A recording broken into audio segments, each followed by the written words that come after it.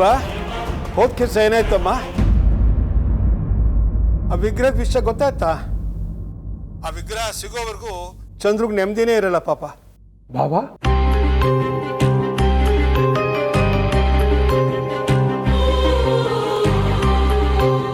ಚಂದ್ರು,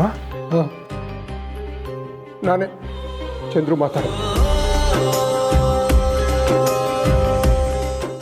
ಎಷ್ಟು ದಿವಸ ಆತೀಯ ನಿನ್ನ ಧ್ವನಿ ಕೇಳಿ. ಹೇಗಿದೆಯೋ?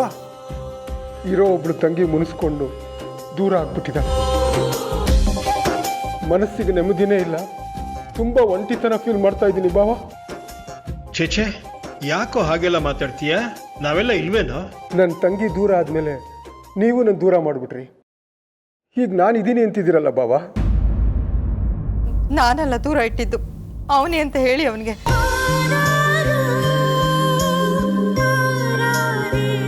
ದಿವ್ಯಾ, ನನಗೆ ಯಾಕೋ ಇದೆಲ್ಲ ನಿಂದೇ ಕಿತಾಪತಿ ಅನಿಸ್ತಾ ಇದೆ. ಅಯ್ಯೋ ಬಾವಾ, ಏನ್ ಹೇಳ್ತಾ ಇದ್ದೀರಾ? ದಿವ್ಯಾ, ನಾನು ಆ ಹುಡುಗಿನ ಬೆಳದಿಂಗಲ ಬಾಲೆ ಅಂತ ಕರೆಯೋದು ನಮ್ಮ ಮನೆಯವ್ರಿಗೆ ಮಾತ್ರ ಗೊತ್ತು. ಆದರೆ ಇವತ್ತು ಅವಳ ಫೋನಲ್ಲಿ ಬೆಳದಿಂಗಲ ಬಾಲೆ ಅಂತಲೇ ಪರಿಚಯ ಮಾಡ್ಕೊಂಡ್ಲು. ಅಂದರೆ ನೀನೇ ಯಾರೋ ನಿನ್ನ ಫ್ರೆಂಡಿಗೆ ಹೇಳಿ ನನ್ನ ಗೋಳೈಕೊಂತ ಇದೆಯಾ ತಾನೆ? ಬಾವಾ, ಬೆಳದಿಂಗಳ ಬಾಲೆ ಮೂವಿ ಎಷ್ಟು ಫೇಮಸ್ಸು. ಅದ್ರಲ್ಲಿ ಹೀರೋಯಿನ್ ಸ್ಟಾರ್ಟಿಂಗ್ ಇಂದ ಎಂಡ್ ವರೆಗೂ ಫೋನಲ್ಲೇ ಮಾತಾಡೋದು. ಅದಕ್ಕೆ ಫೋನಲ್ಲಿ ಮಾತಾಡ್ಕೊಳ್ಳೋ ಎಲ್ಲ ಲವರ್ಸು ಬೆಳದಿಂಗಳ ಬಾಲೆ ಅನ್ನೋ ಪದನ ಉಪಯೋಗಿಸ್ತಾರೆ. ಅಷ್ಟಕ್ಕೆ ನಿಮ್ ನನ್ನ ಮೇಲೆ ಅನುಮಾನ ಪಟ್ರೆ? ಓ, ನೀನು ಹೇಳ್ತಿರೋದು ಕರೆಕ್ಟ್. ಆ ಹುಡುಗಿ ಒಂದು ಸಲ ನನ್ನ ಕೈ ಸಿಗಲಿ, ಅವಳು ನನ್ನ ಆಟ ಆಡ್ಸೋದಲ್ಲ, ನಾನು ಅವಳನ್ನ ಆಟ ಆಡ್ಸ್ತೀನಿ. ಎನಿವೇಸ್, ಬಾಯ್.